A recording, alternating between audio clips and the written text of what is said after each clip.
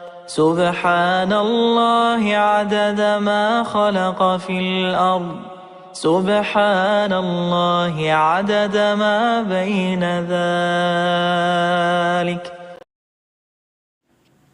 نحمده ونصلی علی رسولہ الکریم۔ ہر مسلمان کو چاہیے کہ اپنی عادت کو عبادت بنائے، یعنی شریعت کو طبیعت بنانے کی کوشش کرنی چاہیے، تاکہ انسان کا ہر عمل شریعت کے 100% مطابق ہو جائے۔ مثال کے طور پر ایک شخص صائم الدہر بننا چاہتا ہے، اب وہ اپنی ترتیب یوں رکھے کہ صبح سحری کے ٹائم کھانا کھائے اور شام کو مغرب کے ٹائم مثال کے طور پر اگر وہ کھانا کھاتا ہے،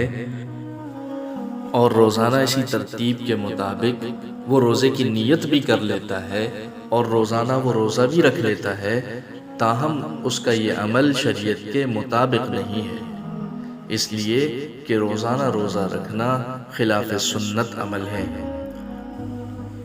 اصل سنت یہ ہے کہ ایک دن روزہ رکھا جائے اور ایک دن روزہ چھوڑ دیا جائے۔ اس حساب سے جو مسلمان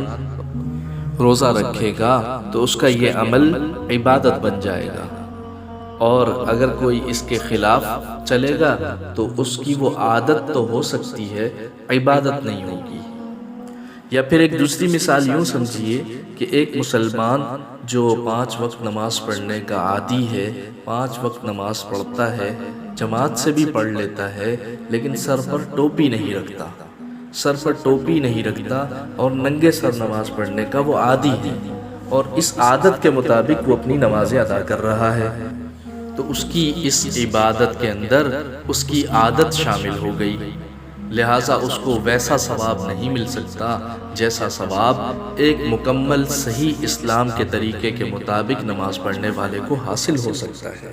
کیونکہ اس کا یہ عمل شریعت کے مطابق نہیں ہے اور شریعت کے مخالف ہے، اس لیے کہ سر ڈھانپ کر نماز پڑھنا یہ سنت عمل ہے، لیکن یہ شخص اپنی عادت کے مطابق ننگے سر نماز پڑھنے کا چونکہ عادی ہے، لہٰذا اس کی یہ عبادت شریعت کے مطابق نہ ہوئی اور سنت کے مطابق نہ ہوئی۔ اس کی ایک تیسری مثال یہ بھی سمجھیے کہ ایک شخص نماز تو پڑھتا ہے لیکن وہ اپنی عادت کے حساب سے پڑھتا ہے، اور وہ یوں کہ مثال کے طور پہ کبھی اذان ہوئی، اذان سے پہلے پڑھ لی، کبھی اذان کے بعد پڑھ لی، کبھی جماعت سے پڑھ لی اور کبھی جماعت کے بغیر پڑھی، یعنی جب اس کو موقع ملا تو اس نے اپنی سہولت کے حساب سے نماز ادا کی۔ اب یہ اس کی عادت کا حصہ ہے، اگرچہ عبادت بھی ادا ہو رہی ہے لیکن عبادت اس کی سنت کے مطابق ادا نہیں ہو رہی، اس لیے عبادت کو سنت کے مطابق ادا کرنے کے لیے ضروری ہے اپنی عادت کو عبادت بنایا جائے۔ لہٰذا ہر مسلمان کو چاہیے اپنی تمام تر عبادات میں شریعت کو ملحوظ نظر رکھے اور شریعت کے مطابق اپنی ہر عادت کو ڈھالنے کی کوشش کرے۔ اسی لیے تو سنتوں پر عمل کرنے کی ترغیب دی جاتی ہے کہ ہر مسلمان سنتوں کا جب پابند ہو جائے گا تو اس کی عادت حقیقت میں عبادت بن جائے گی۔